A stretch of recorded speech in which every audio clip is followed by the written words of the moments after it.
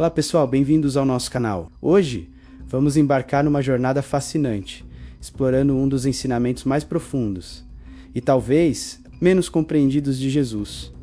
Um ensinamento que ele parece ter deixado em código, um segredo guardado nas entrelinhas das parábolas e dos sermões. Tão prontos para decifrar essa mensagem? Quando pensamos nos ensinamentos de Jesus, muitas vezes nos vêm à mente as grandes lições de amor ao próximo, perdão e compaixão. São pilares fundamentais, sem dúvida. Mas e se eu dissesse que existe um fio condutor, uma chave mestra que conecta todos esses ensinamentos e revela um plano ainda maior para a nossa vida? Vamos começar com uma pergunta intrigante que Jesus fez aos seus discípulos. Quem dizeis que eu sou? Pedro respondeu prontamente: Tu és o Cristo, o Filho do Deus vivo. Jesus elogia Pedro, não porque ele acertou uma pergunta de múltipla escolha, mas porque essa revelação não veio da lógica humana, mas de uma conexão espiritual mais profunda. Aqui está a primeira pista do nosso código. A verdadeira compreensão não vem apenas do intelecto, mas de uma sintonia com algo maior. É um conhecimento que se sente, que se percebe no coração. Jesus estava constantemente a tentar despertar essa percepção nos seus seguidores. Ele não queria apenas que eles decorassem regras. Ele queria que eles despertassem para uma nova consciência. Pensem nas parábolas. Por que Jesus falava por parábolas? Ele mesmo explica que era para que vendo não vejam e ouvindo não entendam. Parece contraditório, não é? Um mestre que não quer ser entendido? A verdade é que as parábolas funcionam como um filtro. Para a mente superficial, são apenas historinhas simples do campo. Mas para aqueles que buscam com o coração aberto, para aqueles que estão sintonizados na frequência certa, cada parábola se desdobra em camadas e mais camadas de sabedoria. A parábola do semeador, por exemplo. A semente é a palavra de Deus, e os diferentes tipos de solo são os diferentes estados de consciência das pessoas. O solo rochoso, os espinhos, a beira do caminho. Todos representam as distrações, os medos e os apegos que nos impedem de receber e cultivar a semente divina dentro de nós. O bom solo é a mente e o coração que estão preparados, abertos e receptivos. Então, o que é essa semente? E o que significa o reino de Deus está dentro de vós? Esta é, talvez, a parte mais crucial do código. Jesus não estava a falar de um reino geográfico que viria no futuro, com tronos e exércitos. Ele estava a apontar para uma realidade interior. O reino de Deus é um estado de consciência, é um estado de paz, de amor incondicional, de alegria e de conexão direta com a fonte de toda a vida, que podemos chamar de Deus.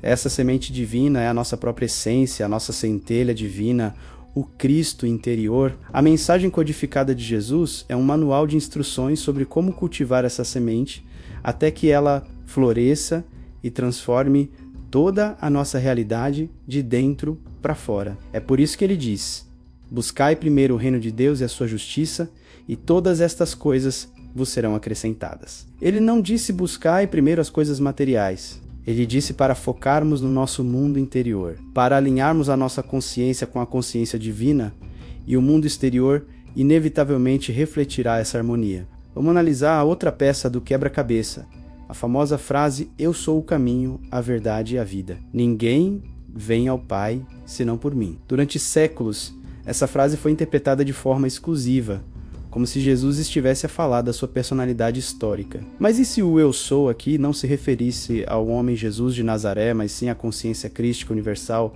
que ele encarnava? Quando ele diz eu sou, ele está a convidar-nos a descobrir o nosso próprio eu sou. Ele está a dizer que o caminho para o Pai, para a fonte, é através do despertar da nossa própria natureza divina, do Cristo que habita em cada um de nós.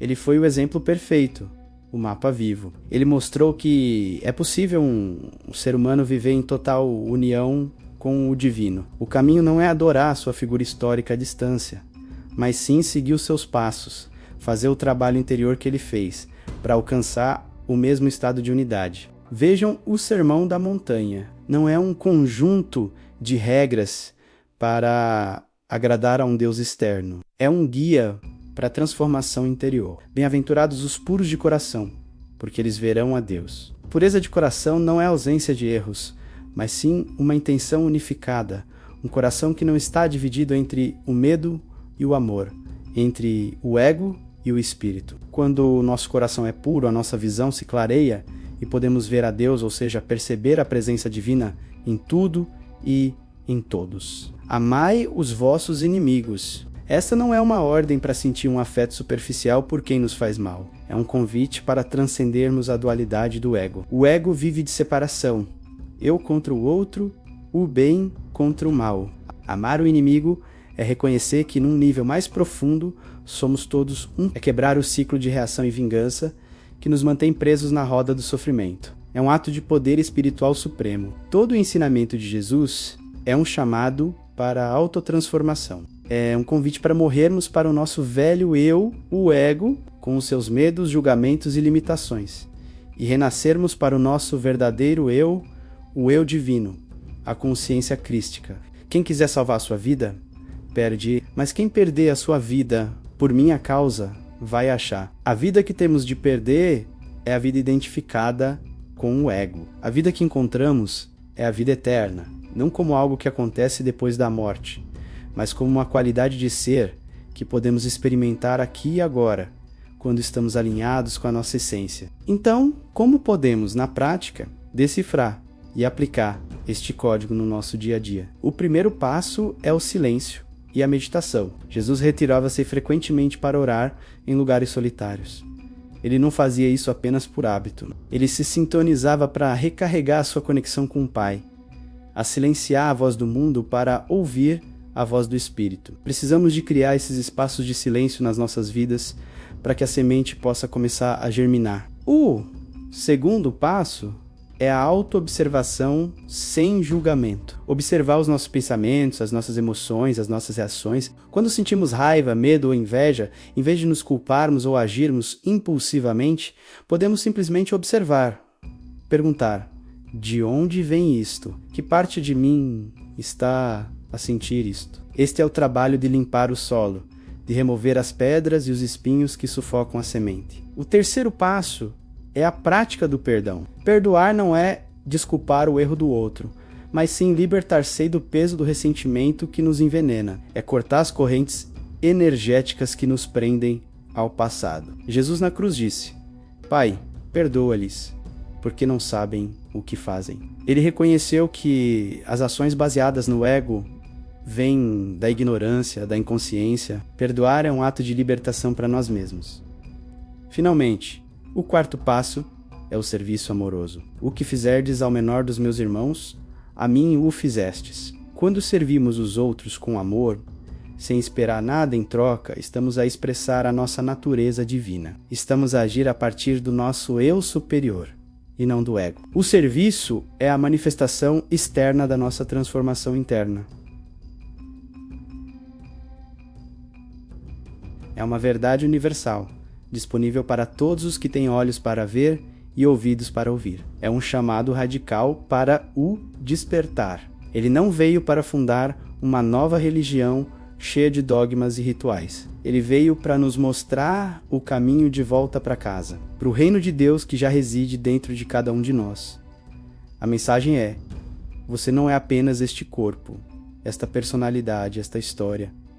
Você é uma expressão do divino. Você tem dentro de si a mesma semente crística que floresceu plenamente em Jesus. O seu propósito de vida é cultivar essa semente, permitir que ela cresça e transforme a sua consciência. Ao fazer isso, você não só se salva a si mesmo do sofrimento criado pelo ego, como também se torna um farol de luz, ajudando a elevar a consciência de toda a humanidade. Este é o segredo aberto.